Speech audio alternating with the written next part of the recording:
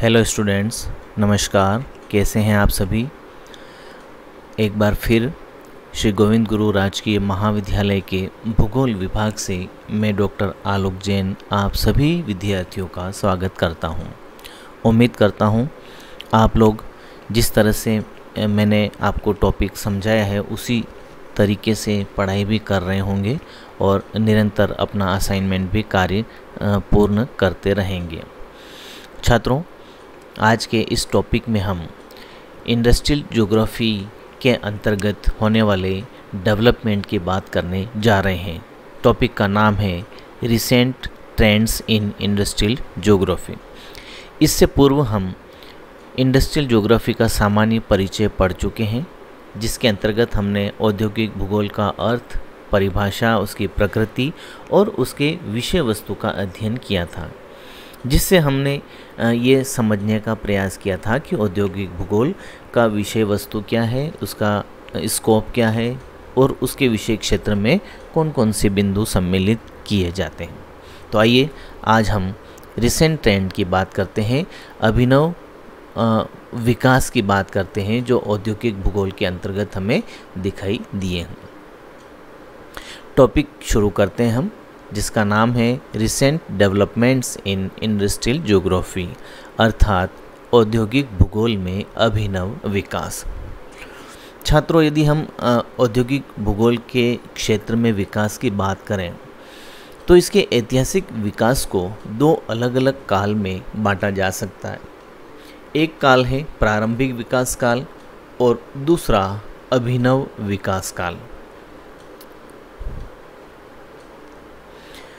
हम बात करने जा रहे हैं रिसेंट ट्रेंड्स की, अभिनव विकास की।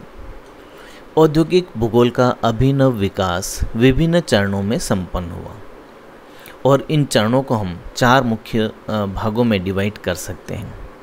इसके अंतर्गत जो सबसे पहला चरण है वो मात्रात्मक क्रांति और अवस्थितिक विश्लेषण का है, अर्थात औद्योगिक भूगोल के क्षेत्र में मात्रात्मक विधियों, सांख्यिकी विधियों, गणितीय मॉडल आदि का समावेश हुआ और अवस्थितिक विश्लेषण होने लगा।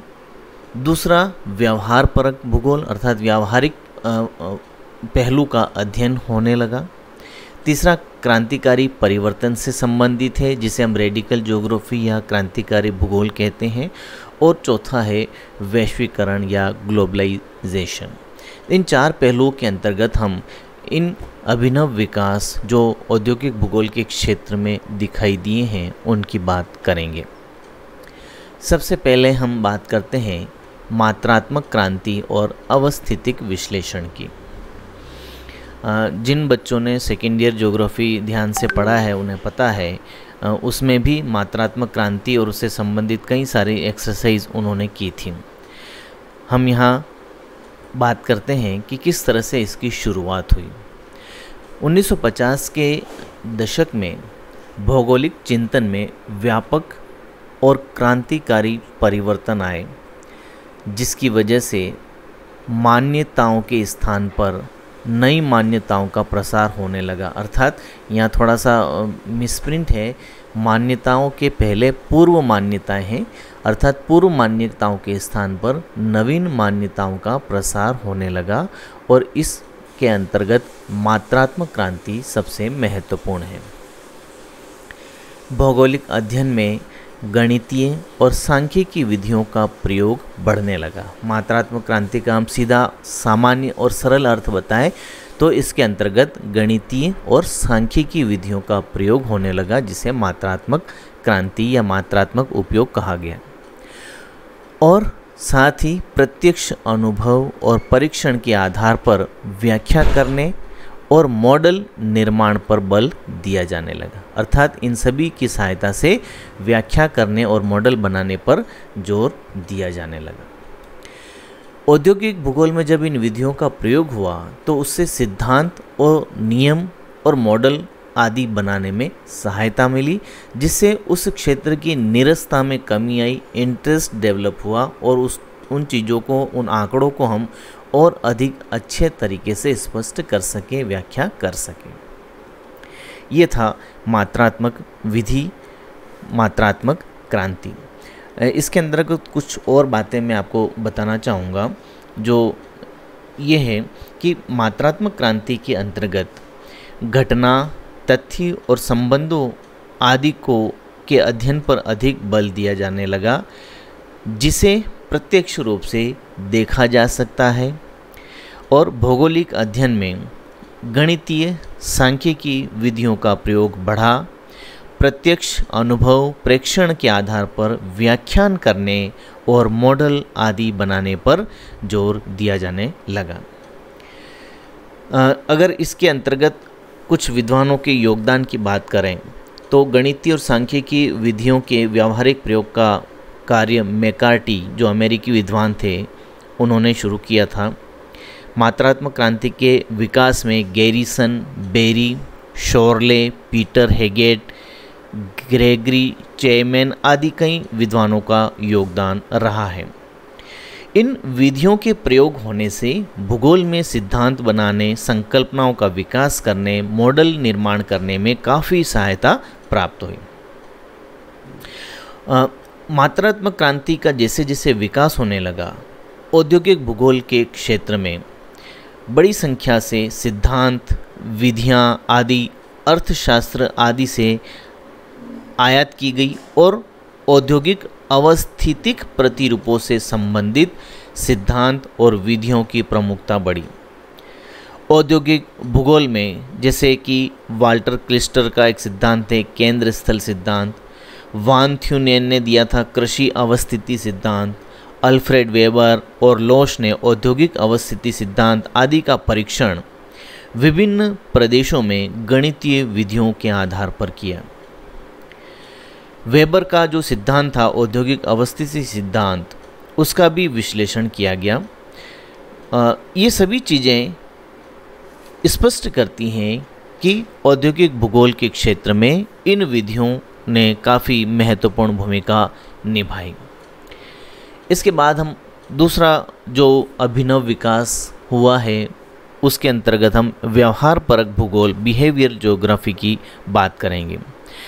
औद्योगिक भूगोल में इस तरह की चिंतन का आरंभ 1960 के दशक के उत्तरार्ध में होता है, और इसके अंतर्गत जिन विद्वानों ने अपना योगदान दिया है उनमें William Kirk, Julian Wolpert, Allan Pred, Golledge, J R. Gould, R A. Sever और डंकन आदि भूगोलवेत्ताओं का योगदान काफ़ी महत्वपूर्ण रहा, जिन्होंने इस व्यवहारवाद को बढ़ाने में काफ़ी सहयोग दिया।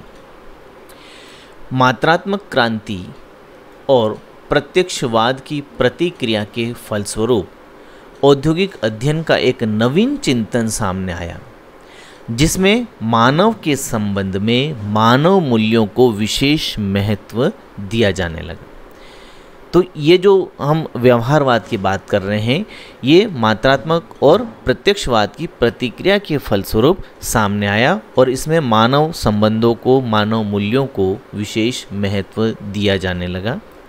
इसे व्यवहार परक या आचार परक भूगोल के नाम से भी जाना जाता है, जिसका मुख्य केंद्र बिंदु मानव व्यवहार है, अर्थात इसमें मानव के व्यवहार को महत्व दिया जाता है। इसके बाद हम बात करते हैं क्रांतिकारी भूगोल, जिसे रेडिकल ज्योग्राफी के नाम से जाने जाते हैं, जो मार्क्सवादी प्रभाव से प्रभावित है। इसे मार्क्सवादी भूगोल के नाम से भी जाना गया है। भूगोल के अंतर्गत इस तरह के चिंतन और दृष्टिकोण से शोध को वृद्धि मिली, और उसमें विलियम बुंगी नामक विद्वान थे, जिन्होंने एक संस्था स्थापित की जिसका नाम था सोसाइटी फॉर ह्यूमन एक्सप्लोरेशन, अर्थात मानव अनुसंधान संस्थान। इसके बाद क्लार्क विश्वविद्यालय द्वारा 1969 से क्रांति परक भूगोल की पोषक एक पत्रिका का प्रकाशन शुरू हुआ, और इस पत्रिका का नाम था एंटीपोड, जिसका सामान्य अर्थ है प्रति ध्रुवस्थ या ध्रुव के विपरीत स्थिति। तो कहने का मतलब है कि क्रांतिकारी भूगोल के विकास में डेविड हार्वे और विलियम बुंगी नामक विद्वानों का योगदान सबसे महत्वपूर्ण रहा। औद्योगिक भूगोल के अंतर्गत 1970 के दशक के उत्तरार्ध में मार्क्सवादी विचारों की शुरुआत हुई। इस विचारधारा के समर्थक पूंजीवादी सामाजिक व्यवस्था और प्रत्यक्षवादी सिद्धांतों के आलोचक थे और क्रांतिकारी परिवर्तन के समर्थक थे। इसीलिए इसे मार्क्सवादी चिंतन फलक भी कहा जाता है। पूर्व के स्थापित नियमों की नकारात्मक प्रतिक्रिया स्वरूप इस चिंतन फलक का विकास हुआ। तो ये बहुत इम्पोर्टेंट बात है कि इस तरह के क्रांतिकारी भूगोल की स्थापना का क्या कारण रहा। तो आप ये बता सकते हैं कि जो सामाजिक व्यवस्था, जो पूंजीवादी व्यवस्था थी, इसके विरोध स्वरूप इस तरह का चिंतन सामने आया, जिसे हम मार्क्सवादी चिंतन के नाम से जानते हैं। इसका केंद्र बिंदु मानव कल्याण से संबंधित सामाजिक मूल्यों के प्रश्न थे, अर्थात इसका जो केंद्र बिंदु था वो मानव कल्याण से संबंधित था। इस चिंतन में अभी मैंने बताया था, जिसमें महत्वपूर्ण विद्वान डेविड हार्वे और विलियम बुंगी थे। इन लोगों ने पूंजीवादी सामाजिक व्यवस्था के विसंगतियों पर प्रहार किया और सामाजिक न्याय की अनिवार्यता की व्याख्या भौगोलिक संदर्भ में की। इन्होंने ये कहा कि भाई केवल औद्योगिक विकास से उद्योगपति का ही विकास ना हो, सामान्य जन का भी विकास हो, क्योंकि संस्कृति और जो प्राकृतिक संसाधन है उस पर केवल उद्योगपति का ही अधिकार नहीं होता है, उस पर आम जनता का भी उतना ही अधिकार होता है। तो पूरा लाभ उद्योगपति ही क्यों लें। इसीलिए सामाजिक व्यवस्था के अंतर्गत जो विसंगतियाँ थी उन पर प्रहार करते हुए सामाजिक न्याय स्थापना पर इन्होंने जोर दिया। फिर नेक्स्ट आता है हमारा वैश्वीकरण और बहुराष्ट्रीय कंपनियों का विस्तार। वैश्वीकरण अर्थात इसके अंतर्गत हम ये कह सकते हैं कि पूरा विश्व एक छोटा सा गोला बनकर रह गया, कोई भी कहीं भी आसानी से पहुंच करने लग गया। जब विश्व व्यापार संगठन का अस्तित्व सामने आया, उसके बाद से वैश्वीकरण की प्रक्रिया को तेजी मिली, बहुत तीव्रता से वैश्वीकरण होने लगा। 1970 के दशक से वैश्वीकरण के प्रभाव से उदारवादी अंतर्राष्ट्रीय नीतियों का प्रसार और महत्व बढ़ा। विभिन्न देशों के मध्य पूंजी, प्रौद्योगिकी, व्यापार आदि निर्बाध रूप से होने लगे, अर्थात व्यापारिक प्रतिबंध बहुत शिथिल कर दिए गए ताकि आसानी से कोई भी किसी भी देश में जाकर अपने व्यापारिक संबंध बना सकें, व्यापार कर सकें।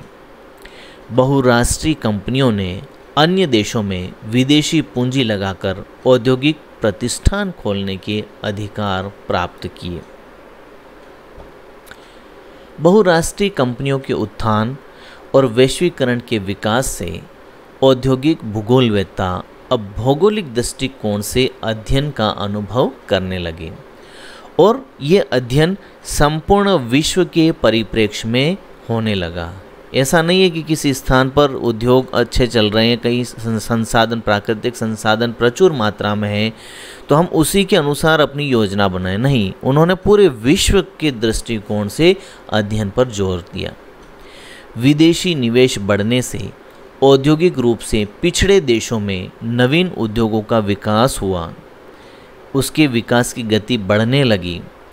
विकसित देशों की प्रौद्योगिकी से औद्योगिक विकास को तीव्रता मिली। वैश्वीकरण से विकासशील देशों के औद्योगिक विकास को तीव्र गति प्राप्त हुई।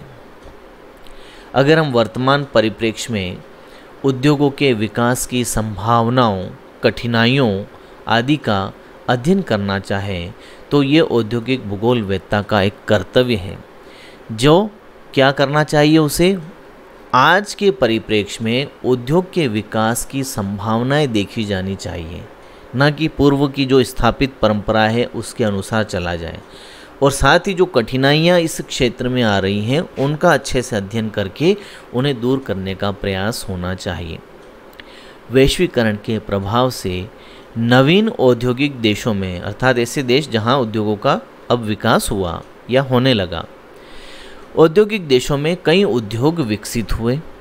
और विकसित औद्योगिक देशों में कच्चे माल, श्रमिकों की कमी आदि कारणों से औद्योगिक विकास की गति धीमी हुई और इस वजह से वहाँ द्वितीयक व्यवसायों के स्थान पर तृतीयक और चतुर्थक सेवाओं का महत्व बढ़ने लगा। इस प्रकार वैश्वीकरण के प्रभाव से विश्व में औद्योगिक विकास की दिशा और दशा दोनों में क्रांतिकारी परिवर्तन दिखाई दिया, सामने आया। तो ये सारी चीज़ें हम औद्योगिक विकास के अंतर्गत, औद्योगिक भूगोल के अंतर्गत नवीनतम विकास और नवीनतम जो ट्रेंड्स इसमें शामिल हुए हैं उन पर चर्चा कर सकते हैं। वर्तमान समय में जो औद्योगिक भूगोल वेत्ता का कर्तव्य बताया गया है वो ये है कि बदलती हुई विश्वव्यापी नवीन व्यवस्था को ध्यान में रखते हुए उद्योगों के विकास और उसकी संभावनाएं, कठिनाइयां आदि का अध्ययन किया जाए। नवीन औद्योगिकृत देशों में औद्योगिकीकरण की जो तीव्र गति हुई है, वहीं पूर्ववर्ती विकसित औद्योगिक देशों में जो कच्चे माल की कमी या श्रमिकों की कमी जैसी समस्याओं के कारण अन्य व्यवसायों की ओर आकर्षित होने लगे हैं। तो ये सारी चीज़ें हमें वर्तमान संदर्भ में पढ़नी चाहिए, समझनी चाहिए। तो छात्रों, ये 4 मुख्य बिंदु थे जिसे हम रिसेंट ट्रेंड अर्थात अभिनव विकास के अंतर्गत शामिल कर सकते हैं। मैंने शुरू से आपको जो बताया एक बार और रिपीट कर देता हूँ। औद्योगिक भूगोल का जो प्रारंभिक विकास काल था और उसके बाद नवीन या अभिनव विकास काल आया। इस नवीन अभिनव विकास काल में मात्रात्मक क्रांति, अवस्थिति विश्लेषण, व्यावहारिक भूगोल, क्रांतिकारी भूगोल, सामाजिक व्यवस्था में परिवर्तन और वैश्वीकरण आदि महत्वपूर्ण बिंदुओं को शामिल किया गया, जिसके आधार पर वर्तमान परिप्रेक्ष्य में इसकी विषय वस्तु को पढ़ने समझने का प्रयास होने लगा। तो छात्रों, इस टॉपिक को अब मैं यहाँ समाप्त करता हूँ और अब हम अगले टॉपिक अर्थात उद्योगों के वर्गीकरण की बात अगले वीडियो में करेंगे। तब तक के लिए थैंक यू।